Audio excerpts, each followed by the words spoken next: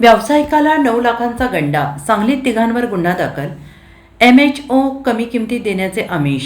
सांगलीतील एका पेट्रोकेमिकलचा व्यवसाय असणाऱ्या व्यावसायिकाची तब्बल 9 लाखांना फसवणूक करण्यात आल्याचा प्रकार उघडकीस आला आहे.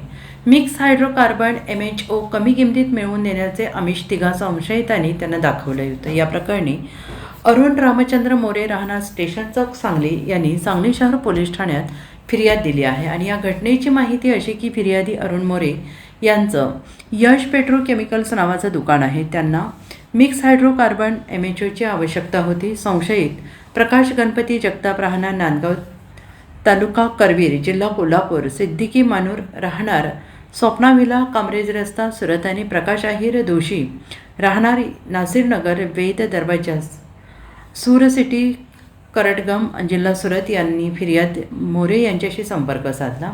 संशयितांनी त्यांना HMO कमी किमतीत मिळवून देण्याचे आमिष दाखवले आणि त्यांच्या बोलण्यावर विश्वास ठेवून फिर्यादी मोरे यांनी फाल्कन ग्रुप ऑफ कंपनीचे मालक सिद्दीकी मानूर यांच्या खात्यावर 6 लाख रुपये पाठवले. तसेच संशयित प्रकाश जगताप यांना रोख 3 लाख रुपये दिले.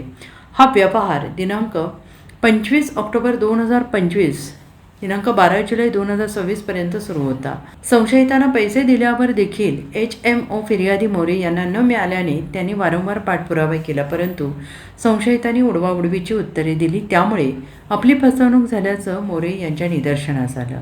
पोलिसांनी संशयितांविरोधात गुन्हा दाखल केलेला आहे. Bureau report SBN Marathi Sangli.